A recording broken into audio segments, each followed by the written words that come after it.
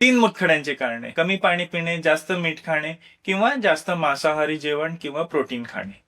खरोखर तशी आहे का? पण आपल्या शरीरामध्ये मुतखडे मेनली आपले जेनेटिक कॉन्स्टिट्यूशन, आपल्या जीन्समुळे बनतात आणि आपले लाईफस्टाईल चेंजेसमुळे होतात. पण हे जे बाकीची कारण आहेत त्याच्यामुळे मुतखडे जास्त होण्याची संभावना नेहमीच असते. तर जर आपल्याला शरीरामध्ये मुतखडा झाला असेल तर हे वाले लाईफस्टाईल चेंजेस आपण सांगतो, जसे की पाणी जास्त पिणे, मीठचं प्रमाण कमी करणे किंवा non vegetarian food, protein intake थोडे कमी करणे. आणि नॉन व्हेजिटेरियन फूड कमी खाल्ल्यामुळे युरिक ऍसिडची लेवल मात्रा कमी होते. जेव्हा आपल्याला मुतखडा होतो तेव्हा हे सगळे आपण लाईफस्टाईल चेंजेस करतो, पण तरी सुद्धा मुतखडा परत होऊ शकतो. त्या कारणास्तव आपण वर्षातून एकदा किडनीची संपूर्ण तपासणी करून घेतो, ज्याच्यामध्ये सोनोग्राफी सुद्धा असते.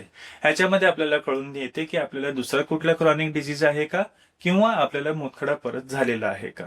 तर ह्यासाठी आपण आपल्या किडनी नेफ्रोलॉजिस्ट डॉक्टरांना जरूर भेटावे. अशाच इतर ज्ञानासाठी आम्हाला फॉलो करा.